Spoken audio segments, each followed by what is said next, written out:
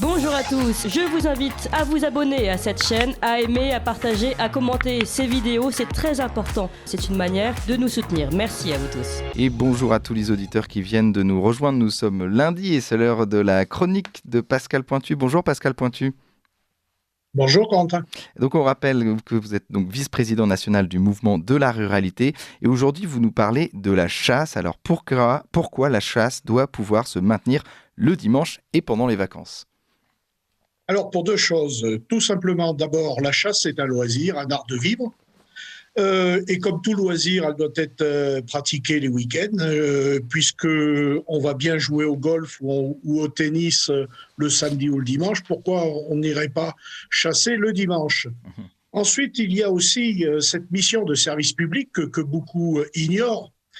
Et nos amis escrologistes qui sont si souvent aux aguets pour essayer de plomber la chasse se loupent de cible parce que, d'une part, déjà, ils devraient se taire. Quand on voit aujourd'hui le scandale du problème énergétique qui est la résultante de leur action politique anti-nucléaire, et quand on voit qu'aujourd'hui, on tue des artisans, on met au chômage des milliers et des milliers de gens qui ont un savoir-faire et ainsi de suite, uniquement parce qu'en 2012, M. François Hollande a fait un pacte avec les écologistes qui consistait à fermer Fessenheim et à interdire le nucléaire en 2025. Donc ces gens-là, quand ils veulent nous parler de nature ou quand ils veulent nous parler de biodiversité, qu'ils se taisent parce que le bilan des écologistes, des escrologistes est quand même beaucoup plus mortel que celui de la chasse.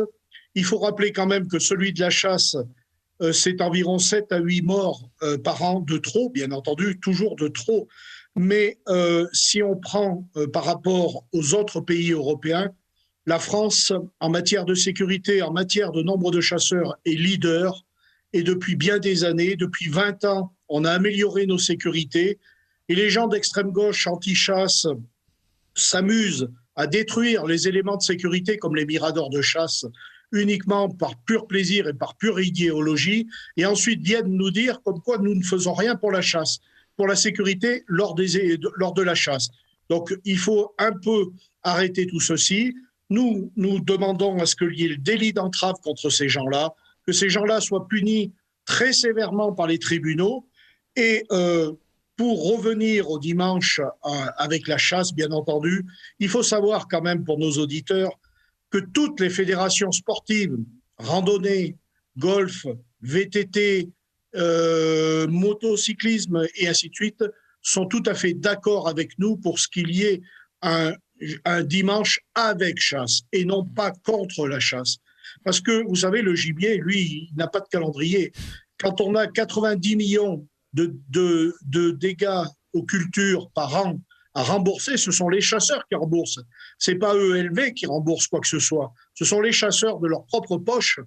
Et il faut rajouter à cela 90 millions d'heures annuelles de bénévolat dédiées à la biodiversité.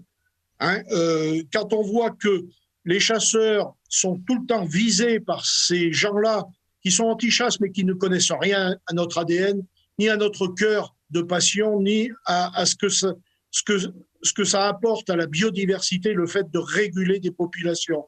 Parce que s'il fallait demain interdire la chasse, parce qu'on a bien compris que le principe des anti-chasses, c'est de commencer parcellairement, par vouloir, et hypocritiquement, par vouloir interdire par petites parties le monde cynégétique pour tuer au final le monde cynégétique en entier.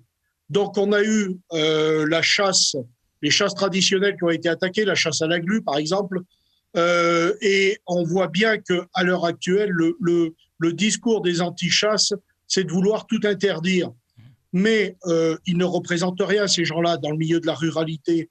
Moi, chez moi, dans mon livre à doigt, un écologiste, il ne fait même pas 1% des voix aux législatives. Donc, que l'on arrête un peu, que l'on arrête d'écouter ces gens-là qui ne représentent rien, qui ne connaissent rien et qui veulent tout interdire.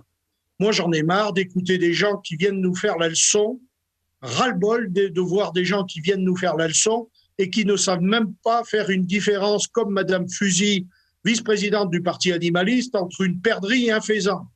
Quand elle poste sur Twitter en disant que chaque année, on tue je ne sais plus combien de milliers ou de millions de faisans, elle poste une photo d'une perdrix. Bon, vous n'avez qu'à voir l'ignorance de ces gens-là, et ça se dit vice-présidente du parti animaliste, alors qu'elle reste chez elle, qu'elle s'occupe des petits chats et des petits surmulots, et puis ensuite, après, quand elle aura compris ce que ça amène et ce que ça entraîne comme bienfaisance, le fait d'être chasseur, le fait, le dimanche, de pouvoir aller avec son fils, sa fille, ou voire même sa femme, ou son mari, puisque la chasse se féminise de plus en plus. Nous avons 20 000 chasseurs de plus chaque année, et il faut aussi savoir que les chasseurs sont des actifs, et comme tout actif, ils voudraient avoir comme chance de pouvoir aller chasser le dimanche. Et je pense que le gouvernement a compris cela, a compris que tout l'intérêt de la chasse, c'est de laisser les chasseurs faire leur loisir et s'occuper de la biodiversité le dimanche. Merci beaucoup Pascal Pointu de remettre les pendules à l'heure. On rappelle que vous êtes vice-président national du mouvement de la ruralité. Merci beaucoup et à très vite. Merci à vous. Vous appréciez cette émission? Alors aidez Radio Courtoisie à en produire d'autres en indépendance totale. Rendez-vous sur soutenir.radiocourtoisie.fr. Merci d'avance.